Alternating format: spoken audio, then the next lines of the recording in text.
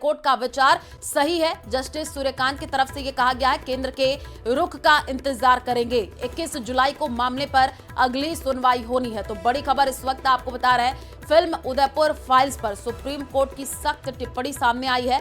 Film release हुई तो बहुत बड़ा नुकसान होगा, सुप्रीम कोर्ट की तरफ से ये कहा गया है। फिल्म के रिलीज पर हाईकोर्ट ने रोक लगा रखी है। हाईकोर्ट का विचार सही है। जस्टिस सूर्यकांत की तरफ से यह कहा गया है केंद्र के रुख का इंतजार करेंगे और 21 जुलाई को मामले पर अगली सुनवाई होनी है।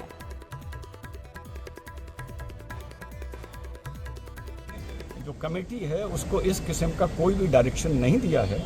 एडवोकेट गौरव भाटिया जी ने इस बात पर प्रेस किया कि अगर 24 घंटे में कोई डिसीजन वहाँ से नहीं आता है तब आप हमको कोई रिलीफ दे सकते हैं। तो उस पर भी ऑनरेबल सुप्रीम कोर्ट ने यही यूनानिमस डिवीज़न जजमेंट में दोनों ऑनरेबल जजेस ने यही बात बोली कि हम इस तरह से इस चीज़ में जल्दीबाजी नहीं कर सकते हैं। So you should wait and the next date is Monday.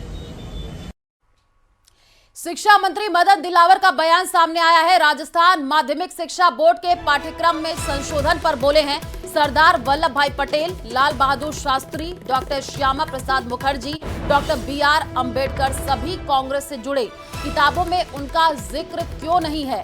क्या स्वर्णिम भारत के निर्माण में प्रधानमंत्री नरेंद्र मोदी और भैरों सिंह शेखावत का योगदान नहीं है? ये कहा गया है मदन दिलावर की तरफ से। गांधी परिवार के अलावा जिन जिन लोगों ने देश के लिए योगदान दिया है उनका जिक्र होना चाहिए। इस परिवार ने आपातकाल लगाया, संविधान को निलंबित किया, कई महीनों तक लोगों पर अत्याचार किए। उनकी तारीफ करना छात्रों को गुमराह करना है। सुनिए क्या कुछ कहा शिक्षा मंत्री मदन दिलावर ने। हम नहीं जुटला रहे, हमने कहा सरदार वल्लभ भाई पटेल भी कांग्रेस के ही थे, लाल बहादुर शास्त्री जी भी कांग्रेस के ही थे, डॉक्टर श्यामा प्रसाद मुखर्जी कांग्रेस की सरकार में केंद्रीय मंत्री रहे हैं, वो भी उस समय तक कांग्रेस के थे। अलग बात है कि बाद में जनसंघ की स्थापना उन्होंने की। डॉक्टर अंबेडकर जी भी कांग्रेस के ही थे, क्यों नहीं उनके बारे में सकारात्मक लिखा गया, क्यों नहीं पूरा लिखा गया?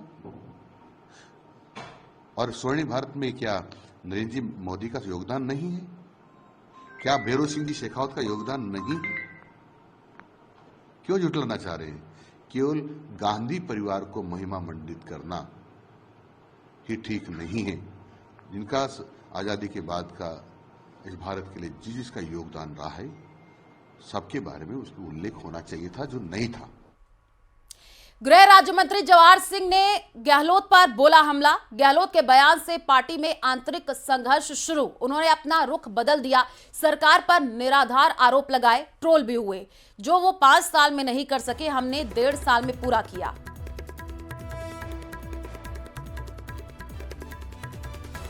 मुख्यमंत्री आदरणीय अशोक गहलोत जी आजकल कुछ ज्यादा बयानबाजी कर रहे हैं।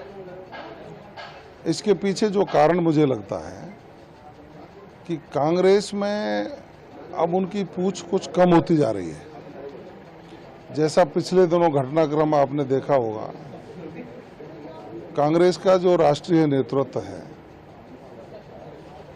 वो नए नेतृत्व की ओर अपनी मंशा जाहिर कर चुका है। और नए नेतृत्व की बात आई है तो उसमें कांग्रेस में अंदरूनी घमासान शुरू हो गया। अशोक गहलोत जी डोटासरा जी का भी विकल्प देख रहे हैं। जो उनके पक्ष के नेता हैं उनको स्थापित करने का प्रयास कर रहे हैं। लेकिन जो स्पष्टता सामने आई कि कांग्रेस उनकी बात को कहीं तवज्जो दे नहीं रही, तो उन्होंने फिर अपना स्टैंड बदला और सरकार के खिलाफ, जो राजस्थान की सरकार है, आधारहीन आरोप लगाने का उन्होंने सिलसिला जारी किया। जनता में ट्रोल भी हुए, क्योंकि पिछले दिनों कई प्रमुख समाचार पत्रों ने एक तुलनात्मक खाका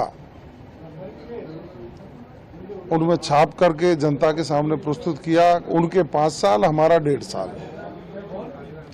वो 5 साल में नहीं कर पाए, वो हमने 1.5 साल में करके दिखाया।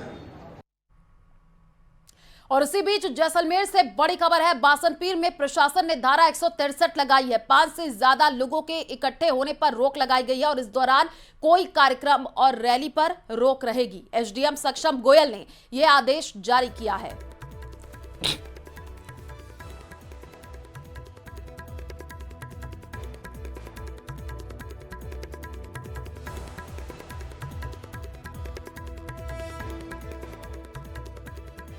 जैसलमेर के सदर थाना क्षेत्र के बासनपीर गांव में 10 जुलाई को 2 छतरियों को लेकर विवाद हुआ, वो वर्तमान में थम चुका है। दोनों छतरियां हैं रामचंद्र सिंह सोडा और अलीवाल की जो छतरी है वो बन के तैयार हो गई है और सुरक्षा व्यवस्था चाक चौबंद कर दी।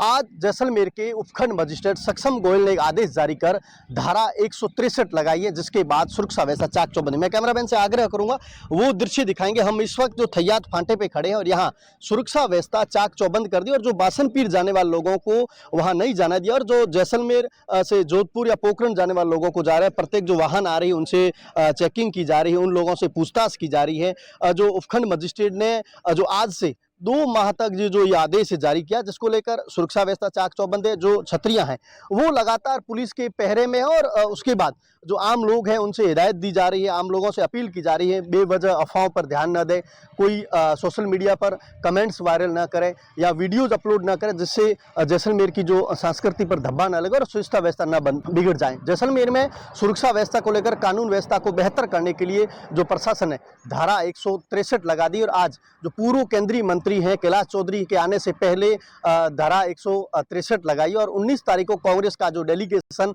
बासनपीर पहुंचकर अमन चैन खुशहाली के लिए शांति का पैगाम लेकर पहुंच रहा था, उससे पहले 163 धारा लगाना प्रशासन ने सुरक्षा व्यवस्था मजबूत कर दी और कानून व्यवस्था को गंभीरता से लिया है। तो प्रशासन इस मामले को लेकर लगातार जो छतरी विवाद को रोकथाम को लेकर विभिन्न पहलुओं पर जो पुलिस है वो जांच तो कर ही रही है, लेकिन आम लोगों को समझाइश भी कर रहे हैं और धारा 163 से कानून व्यवस्था मजबूत कर दी है। सावलदान रत्नू, न्यूज 18 राजस्थान, जैसलमेर।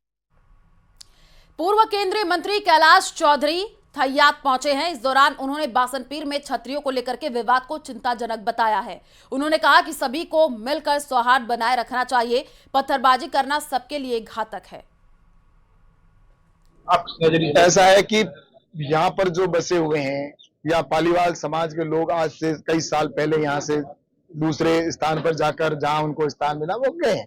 निश्चित रूप से उनका, मैं तो यही कहता हूँ कि उनका स्वागत होना चाहिए, सम्मान होना चाहिए, वो हमारे पूजनीय है और प्रशासन और नियम और कानून के कायदे के अनुसार जो भी चीजें होंगी उसके लिए प्रशासन हमेशा तैयार है। परिस्थितियां और काल और सरकार ने अपने हिसाब से इसका नाम बदल दिया। उस समय कांग्रेस की सरकार थी, कांग्रेस की सरकार के समय में इसका बासनपीर कर दिया, लेकिन मुझे ये लगता है कि निश्चित रूप से इसको नाम बदलने की आवश्यकता है, क्योंकि इनका पुराना जो नाम है वो बासनपीर है और इसके ऊपर निश्चित रूप से हम विचार करेंगे और बात भी करेंगे प्रशासन से कि इसका नाम बदला जाए, ताकि भविष्य के अंदर ये बासनपीर जो आज से हजारों साल पहले जिसका नाम है उसको ये अपने राजनीतिक रसूखदार के माध्यम से और इसी के समर्थन में तो ये आ रहे हैं।